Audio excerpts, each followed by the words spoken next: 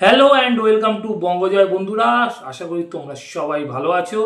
আজকে কিন্তু ফুটবলের অনেক খবর আছে, ইপিএল থেকে শুরু করে ভারতীয় ফুটবল। এছাড়া ভারতীয় ফুটবলে কিন্তু প্রবীণ গোলকিপার কিন্তু সই করলো আইএসএল দলের সব খবর। এছাড়া ইস্টবেঙ্গলে কবে আসছে রবসান রবিনহো, আদেও কি তিনি আসবেন, তো এইসব নিয়ে তো আলোচনা হবেই। তার আগে রোজ যেটা বলি আরও একবার সেটা বলছি যে আমার চ্যানেল বঙ্গজয়কে তোমরা বেশি করে লাইক, শেয়ার আর কমেন্ট করো। আর চ্যানেলে যারা নতুন এসছো তারা অবশ্যই সাবস্ক্রাইব করে বেল বাটনটা অন করে দাও, যাতে ফুটবলের সব নোটিফিকেশন তোমরা রোজকার মতন পেতে থাকো। তো চলো প্রথমেই তোমাদের জন্য আজকে কি খবর অপেক্ষা করছে একটু দেখে নিই। প্রথমেই আসি ইংলিশ ক্লাব ম্যানচেস্টার সিটির খবরে। ম্যানচেস্টার সিটির কোচ পেপ গুয়ার্দিওলার কিন্তু চাকরি যাওয়া নিয়ে কিন্তু টালমাটাল অবস্থা। এই মুহূর্তের যা অবস্থা তাতে কিন্তু পেপ গুয়ার্দিওলার যে কোনো মুহূর্তে চাকরি চলে যেতে পারে, কেননা ম্যানচেস্টার সিটির লাস্ট 5টা ম্যাচে হতশ্রী পারফরমেন্স, সেটা ইংলিশ ফুটবল লিগই হোক কি UEFA champions league, EPL cup, সব জায়গাতে কিন্তু লাস্ট 5টা ম্যাচেই কিন্তু ম্যানচেস্টার সিটি হেরেছে। আর জানিয়ে কিন্তু এই মুহূর্তে আলোচনা চলছে যে ম্যানচেস্টার সিটির কোচ পেপ গুয়ার্দিওলার কিন্তু চাকরি যখন তখন যেতে পারে।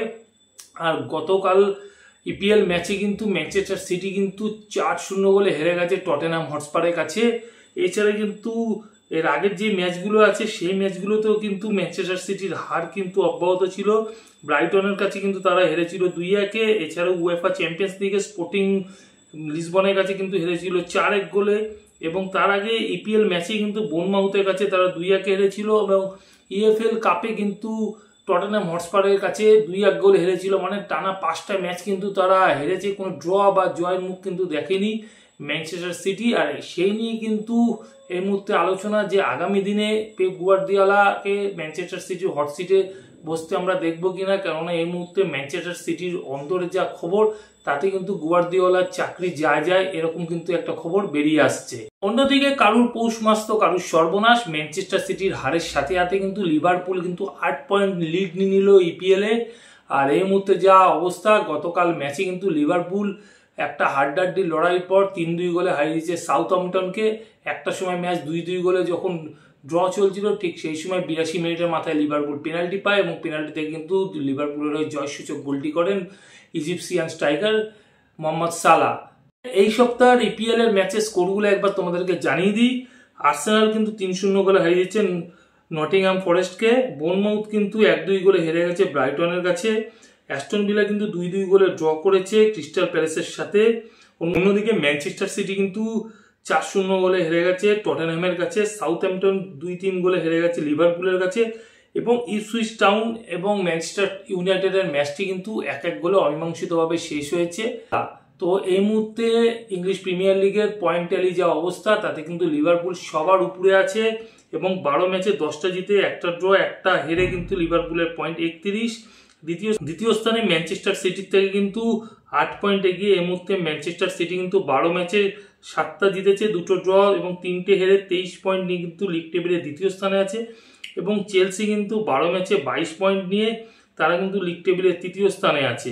এবং চমকে দেওয়ার মতন ব্যাপার সেটা হচ্ছে ব্রাইটন কিন্তু এই মুহূর্তে 12 ম্যাচে তারা কিন্তু 22 পয়েন্ট নিয়ে পঞ্চম স্থানে উঠে এসেছে আর্সেনালের নিচে। আর্সেনাল কিন্তু 4 নম্বরে আছে 12 ম্যাচে 22 পয়েন্ট নিয়ে, কিন্তু গোল ডিফারেন্সে আর্সেনাল কিন্তু 4 নম্বর স্থানে অবস্থান করছে এবং একই পয়েন্ট 22 পয়েন্ট নিয়ে ব্রাইটন 5 নম্বরে আছে। আর সব থেকে চমকে দেওয়ার মতন ব্যাপার যেটা, তা হলো কিন্তু ম্যানচেস্টার ইউনাইটেডের রেজাল্ট। ম্যানচেস্টার ইউনাইটেড কিন্তু এই মুহূর্তে 12 ম্যাচে 16 পয়েন্ট নিয়ে কিন্তু 12 নম্বরে আছে। মানে বুঝতেই পারছো ম্যানচেস্টার ইউনাইটেডের মতন দলের কি অবস্থা। তারা কিন্তু প্রথম 10-এর মধ্যেও নেই, তারা কিন্তু এই মুহূর্তে নেমে গেছে 12 নম্বরে এবং সেখানে তারা 12টা ম্যাচ খেলেছে এবং 4টি জিতেছে, 4টি ড্র এবং 4টি হেরেছে। 16 পয়েন্ট নিয়ে তাদের কিন্তু অবস্থান এই মুহূর্তে 12 নম্বরে। এবার ভারতীয় ফুটবলের খবর আসি। আর ভারতীয় ফুটবলের প্রথম খবরই কিন্তু কলকাতা ফুটবল নিয়ে। আর কলকাতা ফুটবল মানে কিন্তু এবারে মহিলা ফুটবল নিয়ে একটু আলোচনা করব। আর মহিলা ফুটবলের যে ট্রায়াল আছে সেই ট্রায়ালের খবর একটু তোমাদেরকে দিয়ে দিই। এবার নদিয়ার গয়েশপুরে কন্যাশ্রী কাপ প্রিমিয়ার এ ডিভিশন ট্রায়াল। নারী ফুটবলারদের কাছে বড় সুযোগ। ট্রায়াল আগামী 2রা ডিসেম্বর সকাল 10টা থেকে। স্থান গয়েশপুর আদিবাসী স্পোর্টিং ক্লাব মাঠ। যেই সকল নারী ফুটবলাররা সুযোগ পাবেন তারা কালীঘাট স্পোর্টস লাভার্স অ্যাসোসিয়েশনের হয়ে কন্যাশ্রী কাপ খেলার পাশাপাশি গয়েশপুর স্পোর্টস ফুটবল একাডেমিতে সারা বছর থাকবার ও খাওয়া দাওয়ার ও ড্রেসের পাশাপাশি সারা বছর প্র্যাকটিস করার সুযোগ পাবেন। সুযোগ পাওয়া নারী ফুটবলারদের এর বিনিময়ে কোনো টাকা পয়সা লাগবে না। সকলের কাছে বিনীত অনুরোধ, বিজ্ঞপ্তিটি শেয়ার করে দিন, যতটা পারেন সামাজিক যোগাযোগ মাধ্যমে ছড়িয়ে দিন। আসুন আমরা সবাই মিলে কিন্তু কলকাতা বা বাংলার মহিলা ফুটবলারদের পাশে থাকি, যাতে আগামী দিনে বাংলা থেকে আরও ভালো মহিলা ফুটবলাররা উঠে আসতে পারে। একটু আই লিগ ক্লাব ডেম্পোর খবর আসি। ডেম্পো কিন্তু তারা কিন্তু আই লিগ খেলার জন্য নিজেদের মাঠের নাম ঘোষণা করে দিল। এবারে আই লিগের হোম ম্যাচগুলি নিজেদের মাঠেই খেলবে ডেম্পো স্পোর্টস ক্লাব। গোয়ার এলায় নয়নাভিরাম পরিবেশে অবস্থিত ডেম্পো একাডেমির মাঠেই হচ্ছে আই লিগের 5 বারের সর্বভারতীয় লিগ জয়ীদের বেস ক্যাম্প। এলার ডেম্পো একাডেমি মাঠে অনুশীলন করে ডেম্পো স্পোর্টসের দলটি। গোয়া প্রো লিগের ম্যাচগুলি বা গত মরশুমে আই লিগ 2 এর হোম ম্যাচগুলি এই মাঠেই খেলেছিল তারা। এবার আই লিগের হোম ম্যাচগুলি ডেম্পো এসসি একটু বেশি দর্শক আসন বিশিষ্ট নাগোয়া পঞ্চায়েত মাঠে বা মাপুসার দুলের স্টেডিয়ামে খেলবে বলে প্রাথমিকভাবে জানা গিয়েছিল। তবে খরচ কমাতেও আই লিগ খেলায় মাঠে দর্শকের কম আসার কথা চিন্তা করে শেষ পর্যন্ত নিজেদের মাঠকেই বেছে নিল একসময় ভারতীয় ফুটবলের অন্যতম পাওয়ার হাউস দল ডেম্পো স্পোর্টস ক্লাব।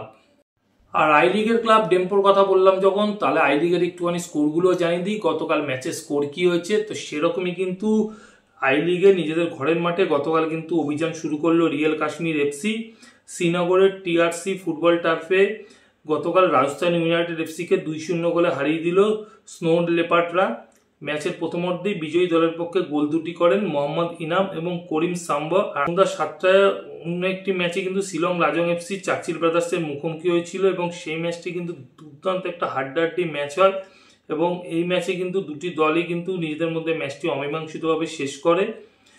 প্রথমেই বলে যে ম্যাচের 14 মিনিটে চার্চিলের নবাগত দক্ষিণ আফ্রিকান ফরওয়ার্ড ওয়েডে লেকে গোল করে দলকে এগিয়ে দেন। এর 7 মিনিট পরে তিনি নিজের ও দলের পক্ষে দ্বিতীয় গোলটি করে ব্যবধান বাড়ান।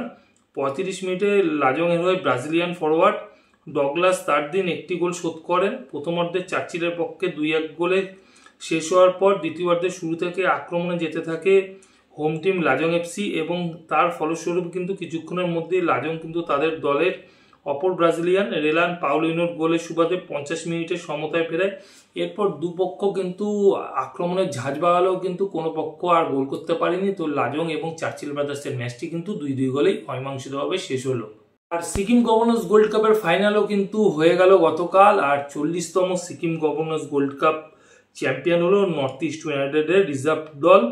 গ্যাংটকের পালজোর স্টেডিয়ামে নির্ধারিত সময় ও অতিরিক্ত সময় শেষে খেলার ফল গোলশূন্য থাকার পর ট্রাইব্রেকারে স্থানীয় গ্যাংটক হিমালয়ান এফসিকে 4-3 গোলের পরাজিত করে ট্রফি জিতল হাইল্যান্ডার্স রিজার্ভরা। ডুরান্ড কাপের পর কিন্তু আরও একটি সর্বভারতীয় ট্রফি জিতল নর্থ ইস্ট ইউনাইটেড এবং জন আব্রাহামের কেবিনে কিন্তু আরও একটি ট্রফি এই মরশুমে কিন্তু সংযোজিত হলো। হায়দ্রাবাদ এফসিতে যোগ দিলেন ভারতের জাতীয় দলের প্রাক্তন গোলকিপার করণজিৎ সিং। 38 বছর বয়সী এই প্রবীণ গোলকিপার গত মরশুমে ছিলেন কেরালা ব্লাস্টার্সের সাথে তার চুক্তি শেষ হয়ে যাবে। তিনি কিন্তু ফ্রি ফুটবলার হিসেবেই যোগ দিলেন হায়দ্রাবাদ এফসিতে। বিগত দিনে তিনি সালাগাঁওকার জেসিটি মতন দলে খেলেছেন। এছাড়া কিন্তু আইএসএলে কেরালা ব্লাস্টার্স, চেন্নাই এফসির মতন দলেও তিনি ছিলেন। তো এবার কিন্তু তার কাছে নতুন পরীক্ষা, নতুন ক্লাবের হয়ে খেলা। এখন দেখার যে আগামী দিনে আইএসএলে কতটা ভালো ফুটবল খেলতে পারেন হায়দ্রাবাদ এফসির জার্সি গায়ে ভারতের প্রাক্তন জাতীয় দলের গোলকিপার করণজিৎ সিং। অন্যদিকে জার্মানির বিশ্ববিখ্যাত ক্লাব বিএফ স্টুটগার্ট, তোমরা সবাই জানো যারা বিশ্ব ফুটবল নিয়ে আলোচনা করো বা খবর রাখো, তো সেই বিএফ স্টুটগার্টের সঙ্গে কিন্তু স্ট্র্যাটেজিক পার্টনারশিপে আবদ্ধ হলো আই লিগে দ্বিতীয় ডিভিশনের ক্লাব সুদেবা দিল্লি এফসি। ভারতীয় ফুটবলারদের উন্নয়নে একসঙ্গে কাজ করবে এই দুই বড় ক্লাব। ভারতীয় ফুটবলারদের উন্নয়নে একসঙ্গে কাজ করবে এই দুই ক্লাব। বুন্দেসলিগার ক্লাবটির সঙ্গে এই চুক্তি সম্পন্ন করতে বড় ভূমিকা পালন করেছে আদিত্য বিড়লা গ্রুপের কোম্পানি হিন্দালোকো ইন্ডাস্ট্রি। তো যাই হোক, এই একটা চুক্তি কিন্তু ভারতীয় ফুটবলের জন্য খুব ভালো। আর যেখানে নাকি বিএফ স্টুটগার্টের মতন দল ভারতের একটা দ্বিতীয় ডিভিশনের দলের সাথে তারা টাই আপ করছে, এটা খুবই ভালো একটা খবর ভারতীয় ফুটবলের জন্য। রিলায়েন্স ফাউন্ডেশন ডেভেলপমেন্ট লিগ, এই লিগটা কিন্তু যথেষ্ট সাড়া জাগিয়েছে গত কয়েক বছর ভারতীয় ফুটবলে। আর সেখান থেকে একাধিক দেশীয় ফুটবলার উঠে আসছে। আর সেরকমই কিন্তু আজ থেকে শুরু হয়ে গেল এই মরশুমে রিলায়েন্স ফাউন্ডেশন ডেভেলপমেন্ট লিগ। আজ গোয়া জোনে উদ্বোধনী ম্যাচে মুখোমুখি হয়েছিল স্পোর্টিং ক্লাব ডি গোয়া এবং ডেম্পো স্পোর্টস ক্লাব। মাপুসার দুলের স্টেডিয়ামে। এই ম্যাচে 2-2 গোলে ড্র হলো। ম্যাচের 48 মিনিটে ক্রেসপোর গোলে স্পোর্টিং এগিয়ে যায়। ম্যাচের 40 মিনিটে মেবনের গোলে সমতায় ফেরে ডেম্পো। প্রথমার্ধে 1-1 গোলে অমীমাংসিত থাকার পর দ্বিতীয়ার্ধে 73 মিনিটে সাইরেনের গোলে আবার ডেম্পো এগিয়ে যায়, কিন্তু 78 মিনিটে ফ্রান্সিসকো গোল করে স্পোর্টিংকে সমতায় ফেরা। এরপর আর কোনো দলই কিন্তু আর গোল করতে পারেনি এবং 2-2 গোলে ম্যাচ কিন্তু অমীমাংসিতভাবে শেষ হলো। এবারের উদ্বোধনী ম্যাচ রিলায়েন্স ফাউন্ডেশন ডেভেলপমেন্ট লিগের। এবারে সেই একটু ইস্টবেঙ্গলের খবর, আর ইস্টবেঙ্গলকে নিয়ে তো খবর চলছেই, বিশেষ করে কিছু ফুটবলারের পরিবর্তন নিয়ে অনেকদিন ধরে শোনা যাচ্ছে ক্লেটন সিলভার জায়গায় রবসন রবিনো আসতে পারে। তো রবসন রবিনোর সাথে এই মুহূর্তে যা খবর, ইস্টবেঙ্গলের সাথে কিন্তু কথাবার্তা প্রায় চূড়ান্ত পর্যায়ে হয়ে গেছে। তবে ইস্টবেঙ্গলের যেটা সব থেকে চিন্তার ব্যাপার তা হলো রবসন রবিনোর ফিটনেস নিয়ে। তো সেই কারণে হয়তো রবসন রবিনোকে খুব তাড়াতাড়ি কলকাতায় ডেকে নেওয়া হতে পারে এবং আগামী 2-3 সপ্তাহের মধ্যে রবসন রবিনো কলকাতায় চলে আসবেন। এবং যা শোনা যাচ্ছে রবসন রবিনো কিন্তু ব্রাজিলে পার্সোনাল ফিজিক্যাল ট্রেনারের আন্ডারে কিন্তু ফিজিক্যাল ট্রেনিং করছে এবং লোকাল কিছু ফুটবল ম্যাচও তিনি খেলেছেন। তো এই মুহূর্তে ক্লেটন সিলভাকে হয়তো ছেড়ে দেওয়া হবে এবং রবসন রবিনোকে নেওয়া হবে, এরকম তো কথা বেরিয়ে আসছে। তবে রবসন রবিনো যদি 2 সপ্তাহের মধ্যে বা 3 সপ্তাহের মধ্যে আসে, তাকে কি করে খেলানো হবে? তো তাকে কিন্তু খেলানো যাবে। আমি বিশেষ আইন টাইনের কথা বলছি না, কেননা যেমন আইন থাকে তার আইনের ফাঁকও থাকে। তো ঠিক সেরকমই ভাবে কিন্তু গত মরশুমে ফেব্রুয়ারি মাসে কিন্তু জনি কাউকে দলে নেওয়া হয়েছিল মোহনবাগান সুপার জায়ান্ট দলে, হুগো বোমসকে ছেড়ে। সেই সময় কিন্তু ট্রান্সফার উইন্ডো যেটা ছিল, উইন্টার ট্রান্সফার উইন্ডো, সেটা কিন্তু শেষ হয়ে গেছিল। তারপরে কিন্তু জনি কাউকে সই করানো হয়েছিল হুগো বোমসের জায়গায়। তো আইএসএলে কিন্তু এগুলো করা যায়, ফুটবলার যদি ফিট থাকে তার সত্ত্বেও। তো সেইভাবেই কিন্তু রবসন রবিনোকে কিন্তু খেলানো যাবে। ক্লেটন সিলভাকে যদি বাদ দেওয়া হয় তাহলে তার জায়গায়, তবে সেক্ষেত্রে রবসন রবিনো যদি ফিট থাকে সেক্ষেত্রে হয়তো রবসন রবিনো উইন্টার ট্রান্সফার উইন্ডোর আগেই ইস্টবেঙ্গলের জার্সি গায়ে দিতে চলেছে। অন্যদিকে হিজাজি মায়েরকে নিয়ে যে খবর বেরিয়ে আসছে, হিজাজি মায়েরকে ছেড়ে দেওয়া হতে পারে। তো এরকম একটা কথা চললো, এখনো পর্যন্ত সেটা কিন্তু প্রাথমিক পর্যায়েই, সেটা এখনো পুরোপুরি শিওর না। কেননা গত মোহামেডান ম্যাচে হিজাজি মায়ের পারফরমেন্স কিন্তু কোচকে মুগ্ধ করেছে এবং হিজাজি মাহেরকে কিন্তু নিয়ে আরও কয়েকটা ম্যাচ খেলানোর পরিকল্পনা আছে। এই মুহূর্তে তাকে ছাড়ার কোনো পরিকল্পনা নেই। যদি ছাড়ার হয় সেটা হয়তো উইন্টার ট্রান্সফার উইন্ডোতে ছাড়া হবে। তবে তার মধ্যে যদি হিজাজি মাহের তার ফর্মে যদি ফিরে আসে, যদিও দেখা যাচ্ছে তিনি ধীরে ধীরে তার ফর্মে ফিরে আসছেন, তো যদি তিনি ফিরে আসে সেই ক্ষেত্রে কিন্তু তাকে নাও ছাড়া হতে পারে। তবে কয়েকজন ফুটবলারের নাম যেমন শোনা যাচ্ছে বাইরের ফুটবলের মিডল ইস্টের থেকে, কখনো কোনো ইরানের ডিফেন্ডারের নাম শোনা যাচ্ছে, অথবা উজবেকিস্তানের লিগের ফুটবলার লোকোমোটিভ তাসকান্দ এফসির এক ডিফেন্ডারের নামও শোনা গেছে। তবে সেইগুলো কিন্তু টোটালটা একটা রিউমার, এখন পর্যন্ত এর সত্যতা কিন্তু কোনো কিছুই কারোর কাছে পাওয়া যায়নি বা সেরকম কোনো খবর আসেনি। মোটামুটি একটা খবর মার্কেটে ছড়িয়ে দেওয়া হচ্ছে যে হিজাজি মাহেরের জায়গায় একে নেওয়া হতে পারে, ওকে নেওয়া হতে পারে। তবে এর কিন্তু সত্যতা এখন পর্যন্ত আমি গ্যারান্টি দিয়ে বলছি, এর কিন্তু কোনো রকমের সত্যতা নেই। তো সেই জন্য কিন্তু উথলা হওয়ার কিছু হয়নি এখনো যে এই ফুটবলার আসছে ওই ফুটবলার আসছে, এরকম কিন্তু কোনো ব্যাপার ঘটেনি। আর যেই কথাগুলো বেরিয়ে আসছে হিজাজি মায়েরকে নিয়ে, সেগুলো কিন্তু টোটালটাই রিউমার। তো যেমন এখন অব্দি একটা খবর তো বারে বারে বেরিয়ে আসছে, উজবেকিস্তানের এক ডিফেন্ডার যিনি লোকোমোটিভ তাসকান্দের হয়ে খেলেন, বিগত দিনে তিনি বসুন্ধরা কিংসে খেলে গেছেন, অস্কার বুজর জানায় এরকম ডিফেন্ডারের সাথে কথাবার্তা ইস্টবেঙ্গল চালাচ্ছে।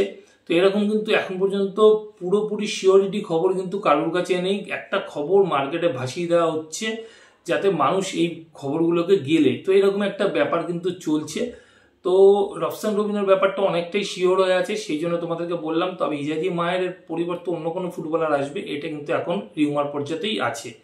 আর অন্যদিকে ইস্টবেঙ্গল আগের দিন তোমরা জানো যে ইস্টবেঙ্গল রিজার্ভ দলের সাথে একটা প্র্যাকটিস ম্যাচ খেলেছিল এবং 2-2 গোলে ড্র হয়েছিল। সেই ম্যাচে আমরা দেখেছিলাম জিকসন সিংকে খেলতে। তো অনেকেই বলছে জিকসন সিংকে তো ছুটি দেওয়া হয়েছিল 26 তারিখ পর্যন্ত, তো জিকসন সিং কি করে খেললো? তো তোমাদেরকে বলি, জিকসন সিং কিন্তু প্র্যাকটিসে ছুটি চাইছে না। তিনি মনে করছে দলের এই মুহূর্তে পরিস্থিতি ভালো না, তো সেই জন্য নিজেকে আরও বেশি ফিট করে তোলা দরকার। তো তিনি কিন্তু বলেছেন এই মুহূর্তে ছুটি কাটানোর থেকে দলের সাথে প্র্যাকটিস করাটা অনেক বেশি জরুরি। তো সেই জন্য কিন্তু ইস্টবেঙ্গল দলের সাথে কিন্তু তিনি অনুশীলনে যোগ দিয়েছেন এবং এটাই কিন্তু একটা টিম স্পিরিট, যে দলের খারাপ অবস্থায় নিজে ছুটি না কাটিয়ে দলের সাথে অনুশীলনে যোগ দেওয়া কিন্তু বাকি ফুটবলারদের কাছেও কিন্তু একটা মোটিভেশনের কাজ করবে। তো সেরকমই কাজ কিন্তু করেছে ইস্টবেঙ্গল দলের সেন্ট্রাল মিডফিল্ডার জিকসন সিং। তো এখনকার মতন খবর এই পর্যন্ত। যাওয়ার আগে একটা কথা বলবো যে এরপর কিন্তু আমি একটা তোমাদের জন্য ভিডিও নিয়ে আসবো এশিয়ান ফুটবলের ওপর। সেই ফুটবলে ওয়ার্ল্ড কাপ কোয়ালিফায়ার ম্যাচে আর কি অবস্থায় আছে, কোন দল ওয়ার্ল্ড কাপে যেতে পারে না পারে, সেটা নিয়ে তো একটা ভিডিও আমি তোমাদের জন্য নিয়ে আসবো। তো আপাতত ভিডিও এখানেই শেষ করছি। যে ভিডিও যারা মিস করে গেছো তাদের জন্য কিন্তু ডেসক্রিপশন বক্সে লিঙ্ক দেওয়া থাকবে, লিঙ্ক ক্লিক করে তোমরা আগের ভিডিও দেখে নিতে পারো। এখনকার মতন গুড বাই।